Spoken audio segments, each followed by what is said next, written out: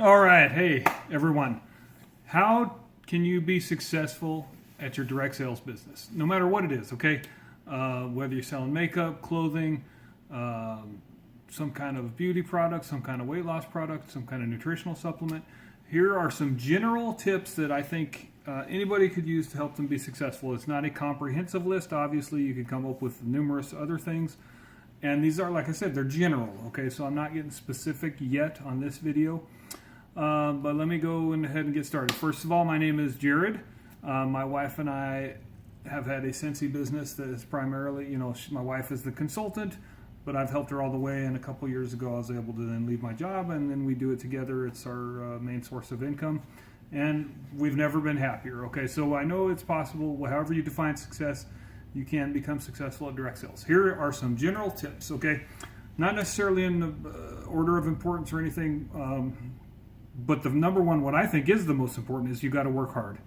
Okay, you can't join a direct sales company and ask, 20 or 30 people and put it on Facebook a few times and then say, oh, it didn't work for me, I can't do it. Well, that's true. It's not going to work if that's what you do. But you do, if you treat it like a business, if you treat it like a job, you don't have to put in 40 hours a week, but you do have to put some work in, and you have to be diligent and actually do it. So no matter what the business is, you have to work. If somebody's trying to mislead you and tell you, oh, it sells itself, it's so easy, they're just trying to get you to join their team, which, you could join their team if they want to, but I can tell you, you won't be successful if you don't put the work in. And the work can look like a lot of different things, but you have to work. I can tell you, though, it's very enjoyable, especially, when it's your thing. It's my business. I get to do what I want. And then when you get to the point where you're making serious income, which won't start, that won't be in the beginning. So if you think you're going to just start and immediately make big money, you will be disappointed.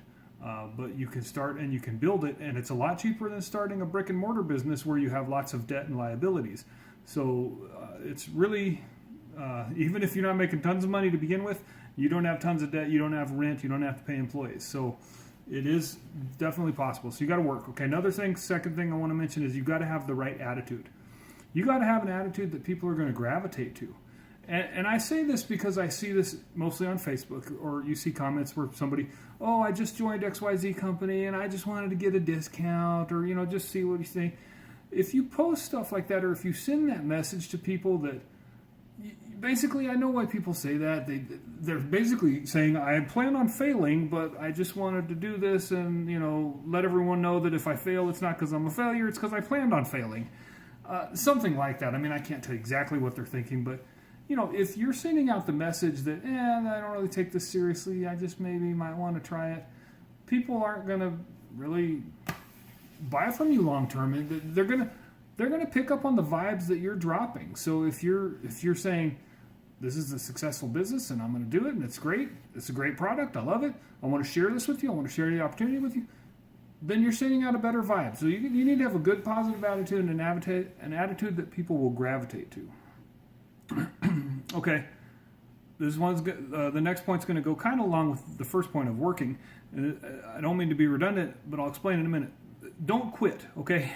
Don't quit. If you're doing the direct sales business, or any business, frankly, if you want to succeed, you can't quit, okay? And I mean, you need to just stick with it. In the beginning, it's not going to be tons of riches, but you can stick with it, and you can make it happen. Now, here's a couple points about not quitting. I've got my outline here because I want to remember all my points with the ceiling fans blowing it, so let me put it back there. Anyways, don't quit, okay? One of the best things that helps my wife in our business is other people that do Scentsy that quit. When they quit, guess what? They've created some customers that will now buy from us, and they've created a demand. Sorry, I'm looking for something else. They've created a demand, and once they quit, we pick up their customers. So whatever business you're in, the sad reality is most consultants won't last very long. But if you have other consultants in your market and they quit, well, you need to pick up those customers. Okay, so the next thing and then obviously don't quit. Just, obviously you can't succeed if you quit. You will quit. Okay, but something goes along with picking up their customers. This next tip right here will set you apart. I guarantee it. you will be head and shoulders above 90% of other consultants in the area, in the world. Be available, be reliable. And here's what I mean. We hear this all the time too. Even consultants that haven't quit, that are still active. And believe me, we're not trying to poach customers. We're not actively seeking this. They come to us because their consultant won't take care of them. Their consultant won't call them back. Their consultant will say, yeah, I'll order it, and then they won't order it for 6 weeks. Okay, so if you're available and reliable, people will come to you and they will stay with you. Now, be available. Here's what I mean by that. Today, there's lots of ways to communicate. Most people prefer text. They don't want to make a phone call. But if they do want to make a phone call, you should answer it. If you can't answer it, that's understandable, but call them back. I would recommend you do what the customer prefers. Most of them still will prefer some type of texting, Facebook messaging, something other than a phone call. But if they do a phone call, if they like a phone call, I would call them back. Do what they like. And you know, that's just the reality. You've got a lot of different methods, but I think it's best if you do what the customer wants and be available to them. Now, obviously, you have other responsibilities. You don't have to answer them every time they call or text back the second they text, but get back with them in a reasonable amount of time. They understand. Nobody expects you to just be at their beck and call. Everybody has jobs or children they have to work with, take care of, and they understand that you do too, and you can get back to them later. But definitely get back to them in a reasonable amount of time. And then reliable, what I mean by that is place orders. If somebody needs something, order it for them soon, and communicate with them if there's an issue about it, or if you're not going to be able to order it right away because you're trying to build up enough in order to get free shipping or whatever reason. Just communicate with them and treat them professionally. If you do those two things, available and reliable, you will be way above everybody else. Okay, next point. Expand your circle of influence, okay?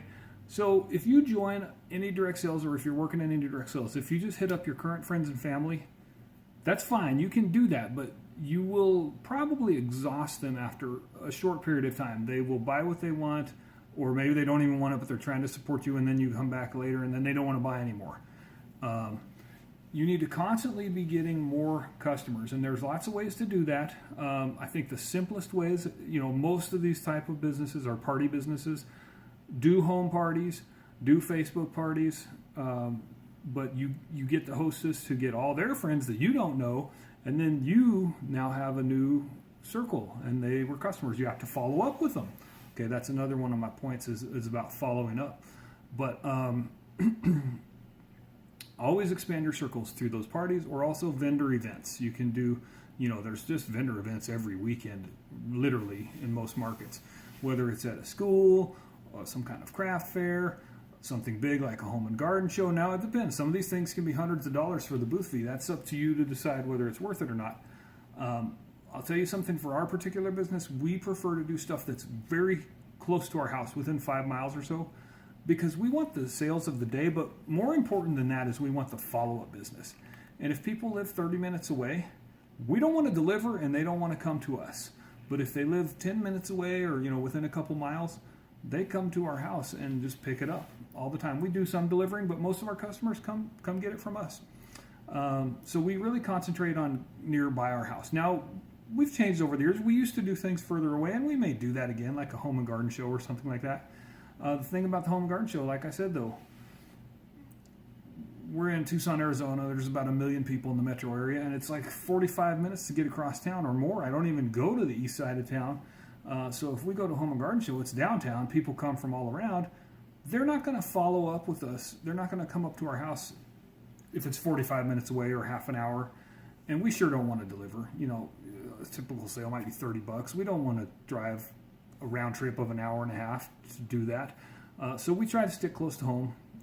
But for bigger events, we might consider a further way. Anyways, that's enough about that. You definitely want to expand your circle. Now, I'm going to go ahead and mention follow-up right now because that goes with that. If you expand your circle but you don't follow up with the people, well, then it was kind of pointless.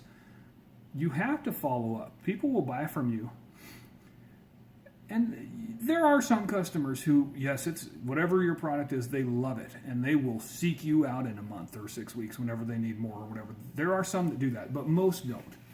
But when you follow up with them, you remind them, oh yeah, you know what, I did like that. Some will say no, thank you, but that's just the game. That's sales. Some will not want it, but rarely, I don't know if ever, they're going to be offended. How dare you call me or text me or whatever. They just might say, no, I don't really need any right now, but thanks. But you have to follow up. That's another thing that'll set you apart. Most people don't do it. So if you follow up, you will get a lot more business. Okay, I was looking for this earlier. Let me grab this. Okay, so far I'm going to pause in the middle here, show you this. If you find anything I have to say useful, please do me a big favor. Go to this website. This is my wife's website. It's buyandSellSense.us. And if you just go to that website, leave it open for a minute or two or whatever. If you want to look around, that's great. But just please leave it open for at least a minute. Maybe click a link or two. That helps us. The more people that visit the website and click on things, it helps with our Google rank so more people can find us in a nutshell. So please, if you wouldn't mind, go to the website, buyandSellSense.us. Help us out that way. And, you can subscribe to the YouTube channel, and that's always great too, and like the video. But really, I'd appreciate it if you go to the website. If you want to buy something, that's wonderful too, but I'm not asking you to. Just go check it out, please. Okay, so I mentioned follow-up. Okay, here's another thing I like to say is ask everyone. Now, let me give you an example. Let's say you play tennis, and you meet somebody who you think might play tennis. And you go to the club or something. Hey, would you like to go to the tennis club? They're not going to be offended. They're not going to say, how dare you ask me if you want to play tennis, or whatever it is, hiking, whatever. Maybe you have a small child and you're in a library time, toddler time at the library. You invite someone else to that because they have a child that's also the same age. Nobody's offended by that. They're also not offended if you say, you know what, this has changed my life. I love doing this. Cincy, I'll just say Cincy because that's what we do. My wife could say to somebody, I love Cincy, it's changed my life. Would you want to be a consultant with me and share that experience? I'd love to work with you. My wife has never had anyone get offended and say, how dare you, or anything like that. The majority of people say, no, thank you. No, I don't have time for that. Oh, they laugh it off. Oh, I'm too busy, or oh, I don't like to sell things. All the time she hears that. And then sometimes she hears, yeah, that'd be awesome. I'd love to. So here's the thing. Don't make the decision for them. Give them the offer. And I'm not even talking about customers. Yes, customers. But even the people you might have just met. It's not, don't be pushy. I'm not suggesting you be pushy. I'm just suggesting you invite them. Most will say no, but some will say yes. And then you grow your team. And then the ones that say no, I find I like this. If you ask them to join first, that's the biggest commitment. It's very reasonable for most companies. It's simple and reasonable price. But then if they say no, you say, well, that's okay. I appreciate that. I completely understand. Just let me know if you ever change your mind. And then, you planted a seed, because I promise you, my wife sees this all the time. People join other things, and that's fine. They're going to join what they're passionate about. But she may not have ever asked them to join Cincy, and then somebody else asked them to join something else, and they join it. So just ask them. And then if they don't want to join, you say, yeah, I understand. But maybe 6 months from now, they'll come back to you. Or if they never come back to you, even right when you ask them, then it opens the door right away to say, hey, you know what, maybe you want to host a party sometime. Or maybe they just want to buy. That happens. But if you start with join, then you could have maybe host a party, no host a party. Well, just buy some, check it out. So it's an easy way to open the door. And it really is genuine. It is something my wife loves. It is something that changed her life for the better. And she's just offering to share it with people.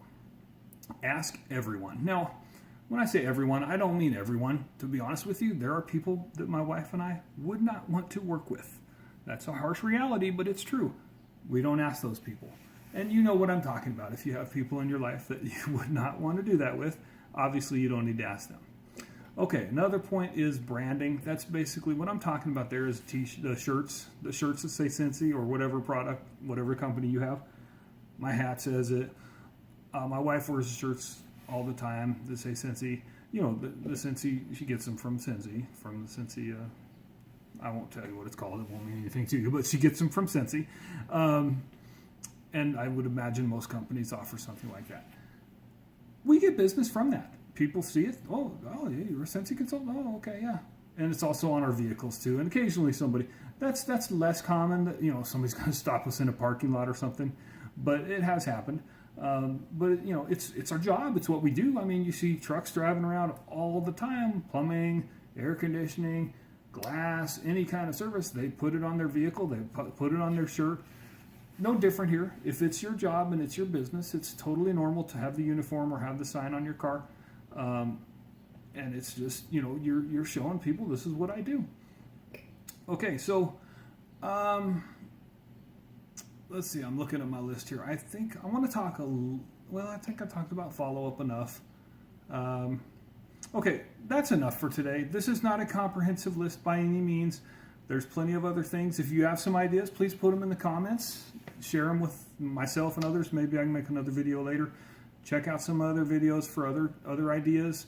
And like I said, if you wouldn't mind, just go check out my wife's website. That's all I'm asking. I'm not asking you to buy anything, but I won't turn it down if you do. But yeah, check out the website. Just leave it open for at least a minute. I would really appreciate it. And, you know, comment below if you have any other thoughts or ideas. And thanks for watching. Okay, that's it for now.